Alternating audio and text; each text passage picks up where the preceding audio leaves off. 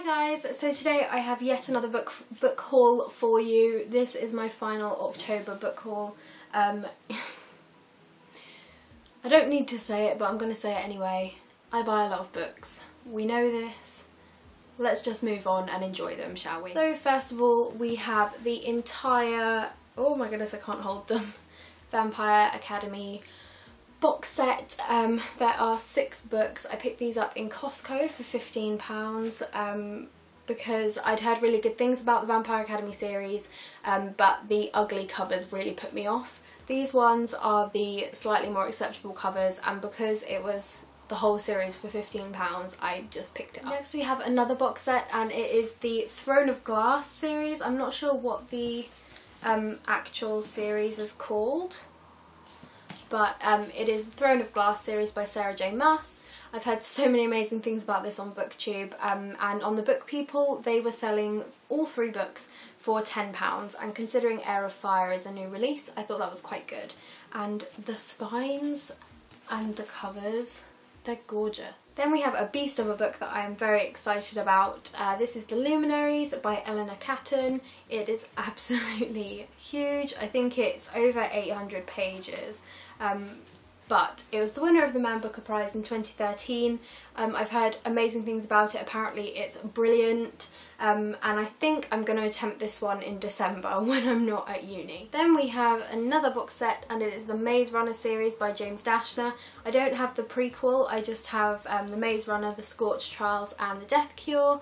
These were £4.99 on the Book People for all 3 books, which isn't a bad deal. I haven't heard massively great things about them, but my boyfriend and I went to see the film. The Maze Runner came out this month, and I thought it was absolutely brilliant. I loved it, and I just really wanted to read the books and find out what happens next.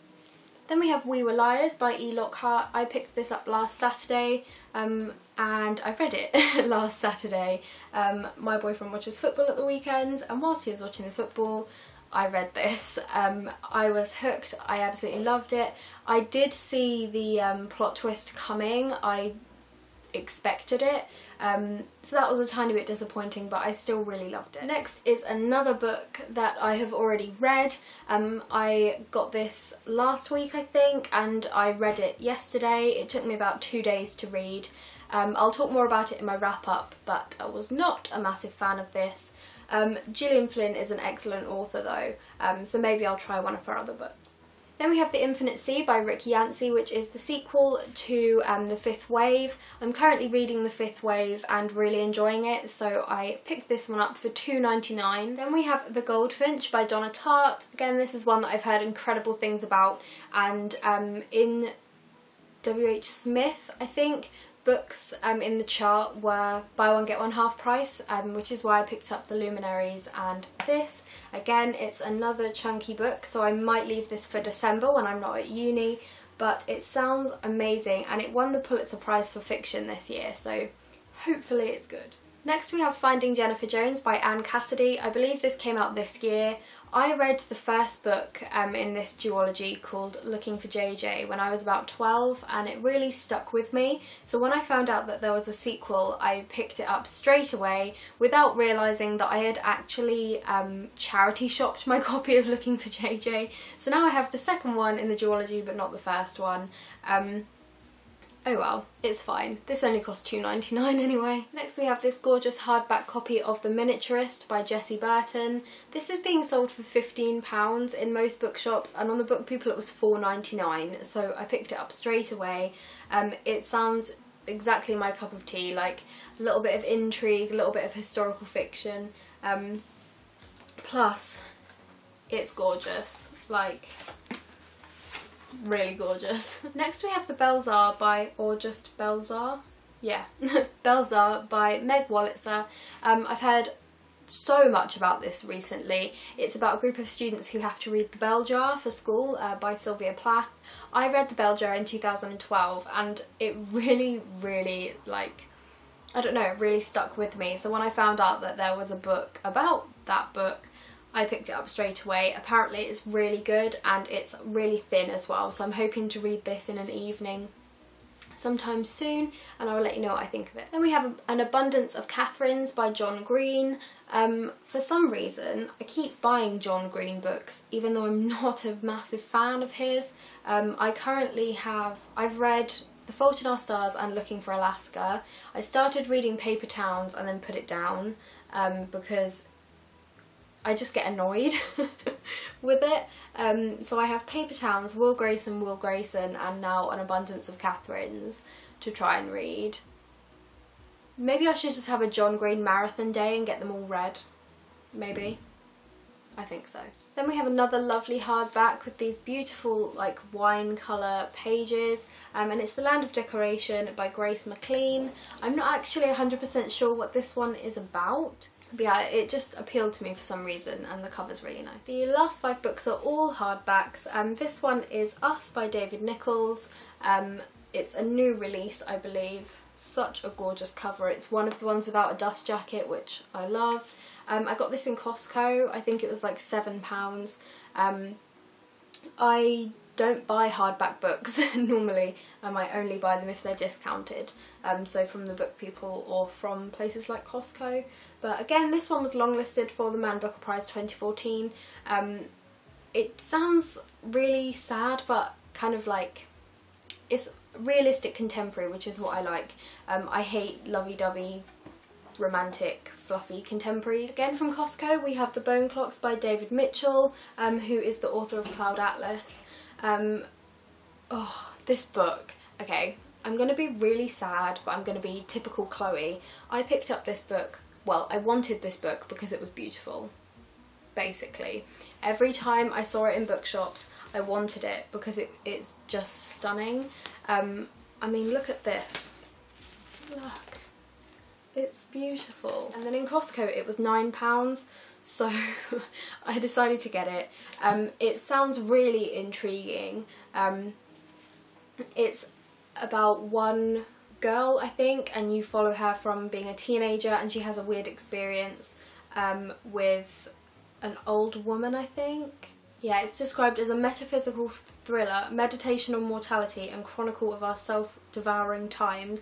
This kaleidoscopic novel crackles. I think it sounds good. Again, it's massive, but I think it sounds good. Next we have another hardback from the Book People. This was £2.99, which is what prompted me to buy it. It's called Amity and Sorrow by Peggy Riley, and oh my goodness, I'm so excited to read this book. I think it will be one of the ones that I read next. It's about a polygamous cult, which is something that I have always been intrigued by. Polygamy just confuses me completely. For those that don't know, polygamy is where you have more than one wife, and this is a polygamous cult based on like Christian extremism. So I'm so excited to read this. It's about a woman and her 2 daughters who are called Amity and Sorrow, and they escape the cult, but as you can see from the sort of subtitle, not everyone wanted to be saved. So I think something's gonna go down. And then I have saved the best for last, of course, my beautiful classic. The first one is this gorgeous copy of Pride and Prejudice. As far as I am aware, it's the Barnes & Noble leather-bound edition. It's gorgeous. It's just absolutely stunning. These green pages and the end pages, I mean, it's absolutely gorgeous, and I've wanted one of these for a long time. I wanted this one, I wanted Jane Eyre, and I wanted Alice in Wonderland in the leather-bound editions. But I live in the UK and we can't readily get hold of Barnes & Noble editions. Some of them are on Amazon, but they're still quite expensive. And I was just wandering through TK Maxx and I saw this on the shelf. Now my TK Maxx is rubbish, it doesn't normally have classic books in, and I go in there every time hoping that it will, and it never does. So when I saw this I was like, sorry, what? And I picked it up thinking it's going to be like £10. I can't pay £10 for like something like this. £4.99.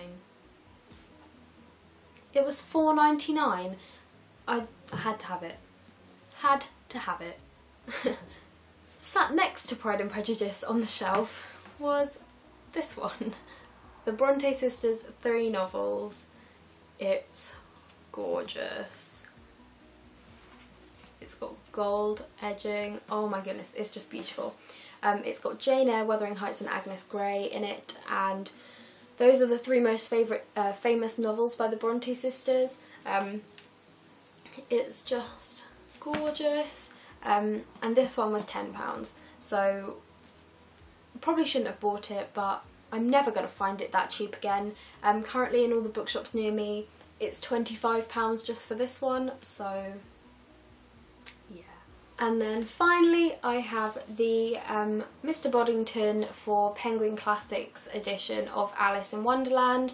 You can only find these books at Anthropology. There are actually 6 books in the collection, but from what I can see on the Anthropology website, online they're completely out of stock of every single one apart from this one, and you can now only pick up the rest of them in stores. I don't have an Anthropology near me, so I will probably never be able to get the rest of them unless they crop up on eBay or something, but I really doubt it. This one's absolutely gorgeous, as you can see. It's covered in teapots.